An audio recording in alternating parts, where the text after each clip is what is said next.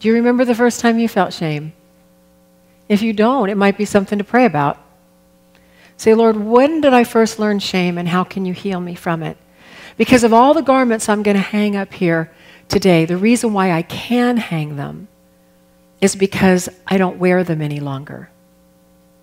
See, when we're still walking around wearing fear, wearing shame, guilt, unforgiveness, bitterness, resentment, blame, we wake up every morning, we put them on like garments, don't we?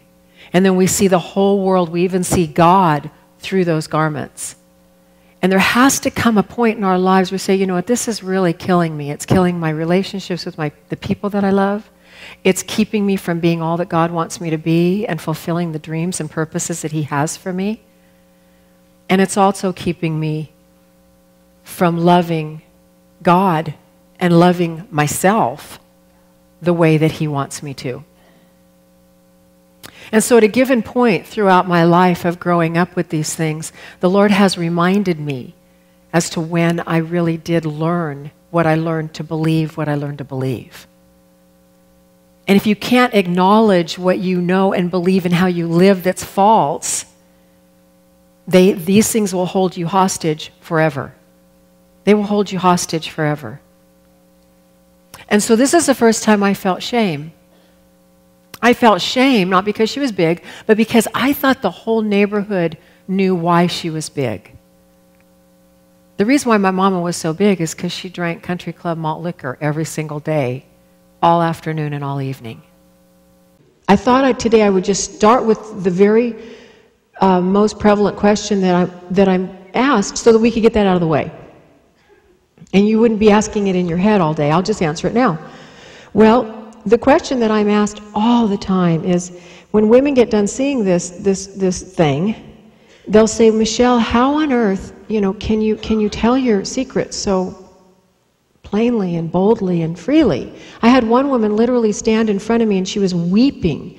And she said, oh, Michelle, I see it in you. I feel it in you. I know you're telling me the truth. But I don't know how to have it for myself.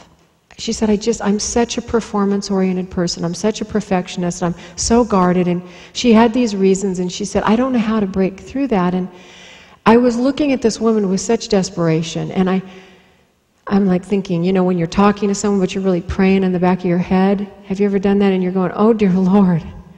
What? Because I don't have the answer for her.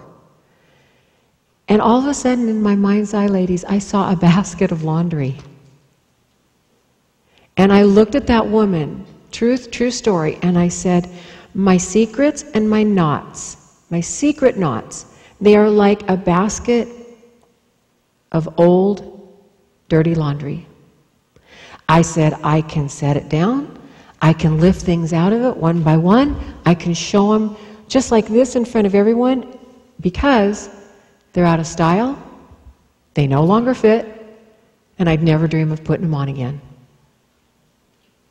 Do you know that when the Lord truly does heal us of our secrets, when they come into the light and He takes a hold of them, have you noticed that they're not as big a deal as we thought they were? When they're stuck down in the darkness, we just make them this huge deal, no matter what it is. I mean, it could be adultery, it could be an eating disorder, it could be alcoholism, it could be that you were violated as a child, it could be that your father broke your heart, it could be that your mother left you, your husband left you, your children. I mean, some things are rough. I'm not going to lie, I mean, we all know it. I mean, if you've lost a child, if you've lost a husband, I mean, those things aren't little, and they're not little to God.